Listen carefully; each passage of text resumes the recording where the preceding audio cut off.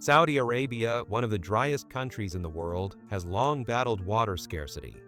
But in recent years, the kingdom has taken unprecedented steps to address this crisis by creating a massive underground water network and investing heavily in desalination and greening projects.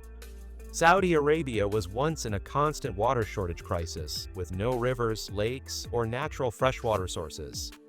Despite this, the country has achieved the seemingly impossible, building an underground river system. Since 2021, Saudi has constructed 522 dams. These dams collect and store rainwater and floodwater through dry riverbeds called wadis.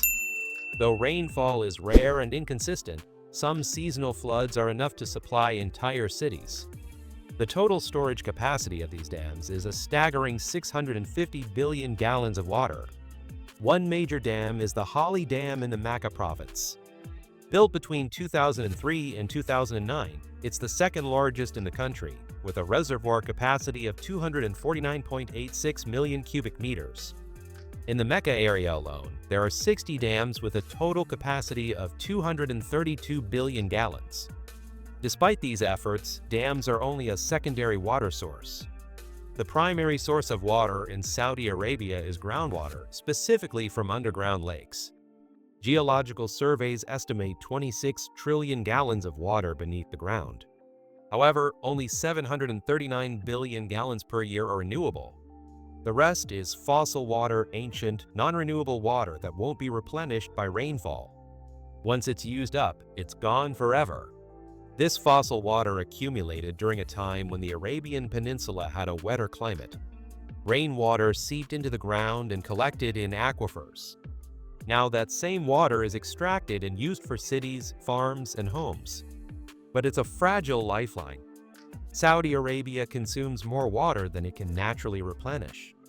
Groundwater is used not only for drinking and sanitation, but also for irrigation, industry, and luxury needs such as green parks and car washes. The limited and unpredictable rainfall means groundwater extraction is a risky gamble. It's like spending from your savings without a steady income. Eventually, reserves will run dry. As the population grows and water demand rises, this becomes even more unsustainable. To supplement their water supply, Saudi Arabia treats wastewater in 99 treatment facilities across the country. In 2019, they reused 1.3 billion gallons of water per day. That number is expected to grow by 4% annually until 2050. But with a growing population, even that won't be enough. Faced with all these challenges, Saudi engineers decided to do something revolutionary: build an artificial underground river. They began pumping millions of gallons of water under the desert sand using a vast pipeline system that draws from the Red Sea and the Persian Gulf. Saudi Arabia's rainfall averages only about 100 millimeters or 4 inches per year. So the government built an underground pipeline network managed by the Saudi Water Authority. These pipes span approximately 8,700 miles, longer than the Nile River, the world's longest natural river.